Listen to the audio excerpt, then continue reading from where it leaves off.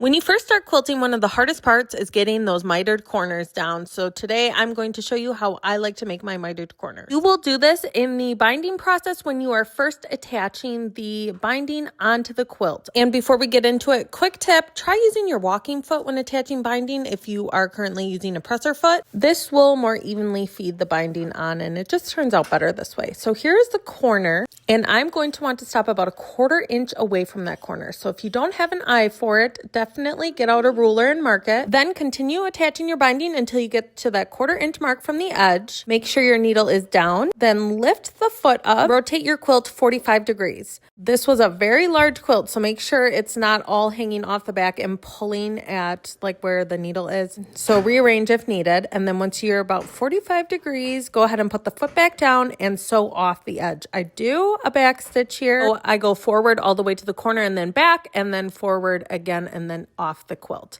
Then you can cut your threads, remove the quilt, and this is what it should look like. Next, rotate the quilt 90 degrees and place it in front of you on a flat surface.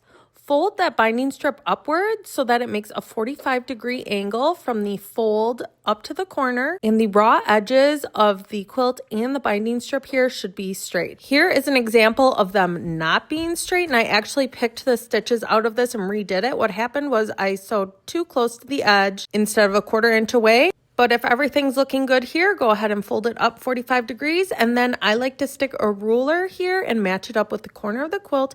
Then pull the binding strip back down. So this should be a 90-degree fold. Now the raw edges of your binding should be matching up with the raw edge of your quilt like it was before, and then you continue sewing on. I start right at the corner. You can pin or clip this in place before taking it back to your machine to begin sewing. I did not have one handy here. And then you'll just go ahead and repeat this with all of the other corners on your quilt. I just bound this quilt this weekend, so be prepared for way too much binding content.